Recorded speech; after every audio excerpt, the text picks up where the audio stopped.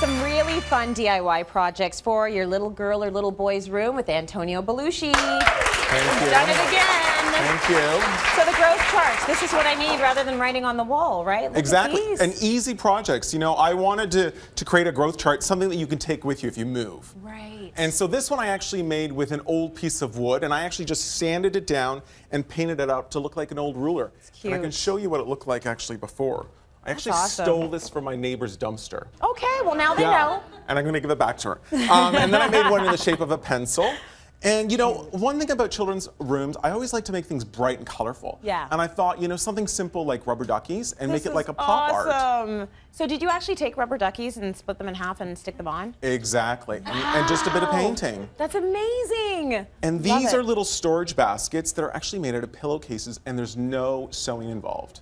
Okay, I like the sounds of that. And you see I actually used old knobs. Exactly, to hang them instead of traditional hooks. So smart. What a great way to store the toys. Okay, bring the table in and you can show us maybe how you did some of these projects. Okay, so the duck artwork, now it's pretty simple, straightforward. You're going to get an artboard like this, and it's pretty strong and sturdy, lots of different shapes. And you know, I went to the dollar store and you buy rubber duckies. Now this is what they look like when they started, and unfortunately, you know, when you shop at the dollar store, you don't necessarily get exactly what you want. Yeah, you get what you get. Exactly. It's $1. Don't argue. Okay? Exactly. And then, you know, I split them in half. Maybe don't do this part in front of your kids. That might give them nightmares.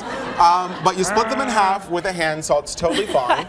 And then what I did is, you know, I just painted them the traditional color. Now, I remember when I was a kid, I had ducks like this. Yes. So, you know, as an adult, I look at them and I'm like, this is great. Yeah. And so then what I did is, and I just literally just glued them on the board. Beautiful. And you know, if you're a little bit particular like I am sometimes, you're going to notice that when you've sawed them in half, it might not have been a perfect straight line. Yeah. So what you can do is you can take a bit of caulking or DAP and you can fill in the gap and then touch it up with paint. That way it creates a real seamless effect. Okay. Very good. And excellent work. Okay, let's do this one because there's no sewing involved. There's no sewing involved. And now I'm just going to reach over. Yeah, what you're going to do is you're going to take a traditional pillowcase and you're going to find something with a bright color.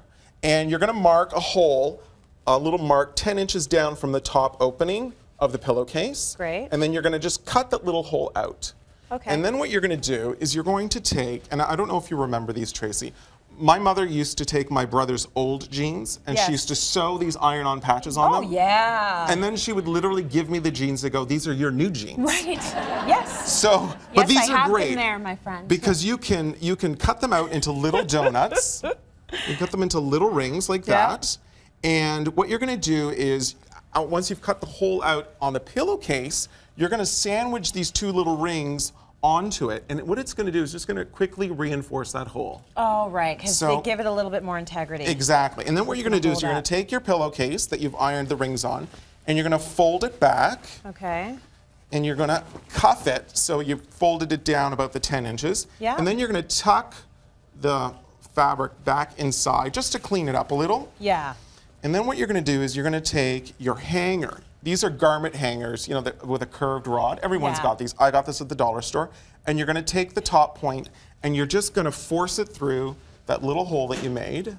Oh, very cool. So and you have this reinforced top. You've got a nice little line going across here because you folded it so nicely. And I'm going to hold this one out for me. Oh, that's awesome. And so you can see a bit of a difference between yours and mine. Mine is actually a little bit more structured because I ironed on a bit of interfacing inside the cup. Smart. And that way it gives it a little bit more structure instead of looking a bit flimsy. I mean, this is totally fine. Oh, yeah. If you want to take it one step further, you can go to this. That is so great. And then you just put the knobs on or whatever you want to use for your hardware. Exactly. And you hang it up. And kids, and you know, if you put it low in their rooms, they'll pick up their toys. They totally won't pick up their toys. But you know what? I'm convinced. They won't have an excuse as to why they're not picked up. Thank you. That is great. Of course, you will find instructions for Antonio's projects on our website. That is cityline.ca.